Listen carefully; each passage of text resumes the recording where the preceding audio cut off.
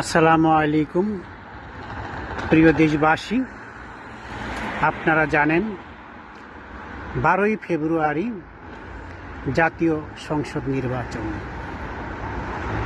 এই নির্বাচনে বাংলাদেশের বেশ কিছু দল অংশগ্রহণ করতেছে। এই অংশগ্রহণমূলক নির্বাচনের মাধ্যমে বাংলাদেশের মানুষ তাদের আগামী দিনের প্রতিনিধিদেরকে নির্বাচিত করবেন। বাংলাদেশ জামায়াত ইসলামী সহ 11টা দলের একটা ঐক্যবদ্ধ দল ছিল, যেটাকে বলা হয়েছিল যে একটি মাত্র ভোটের বাক্স। ইসলামিক দলগুলোর একটি মাত্র ভোটের বাক্স হবে। যেই দলটাকে, যে জোটকে নির্বাচিত করলে বাংলাদেশে ইনশাআল্লাহ ইসলাম প্রতিষ্ঠিত হবে। একটা দল আছে বাংলাদেশে যারা পীর ঘরানায় বিশ্বাসী, যাদের ভেতর উগ্রতা আছে, যাদের ভেতরে ধর্মান্ধতা আছে, অর্থাৎ অতিরিক্ত বাড়াবাড়ি আছে, যারা ইসলামের নামে বিভিন্ন বেদাত ছড়িয়ে দিচ্ছে সারা দেশে। এই দলটা জামায়াত জোটের কাছে 100টা আসন চেয়েছিল। যখন তাদেরকে 100টা আসন দেওয়া সম্ভব হয়নি, কারণ এককভাবে তাদেরকে 100টা আসন দিতে গেলে অন্যান্য ইসলামিক দলগুলোর আসন বন্টন একটু ঝামেলা হয়ে যেত, যেটা সম্ভবপর ছিল না।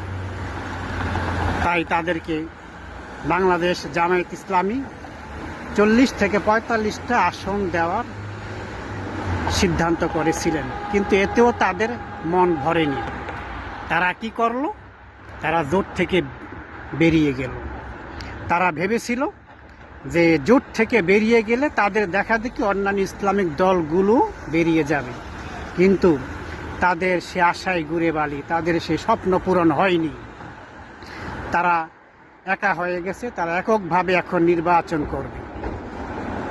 300 আসনেই নাকি তারা নির্বাচন করবে শুনলাম। ইতিমধ্যে প্রায় 250+ আসনে তারা তাদের প্রতিনিধি নিয়োগ দিয়েছেন।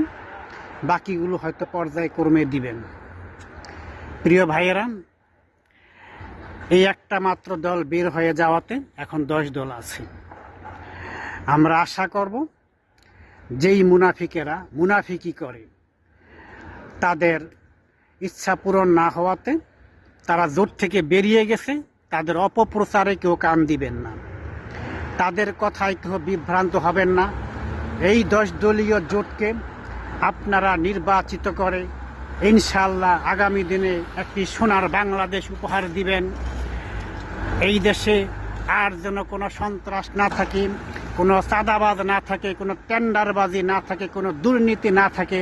এই দুর্নীতি মুক্ত বাংলাদেশ গড়তে হলে আজকের এই 10 দলীয় জোটের কোনো বিকল্প নেই। এই 10 দলীয় জোট যদি নির্বাচিত হতে পারে, ইনশাআল্লাহ বাংলাদেশে ইনসাফ ভিত্তিক একটি রাষ্ট্র কায়েম হবে। তাই আসুন আমরা সবাই 10 দলীয় জোটকে নির্বাচিত করে আমাদের সেই কাঙ্ক্ষিত প্রত্যাশা আমরা পূরণ করি।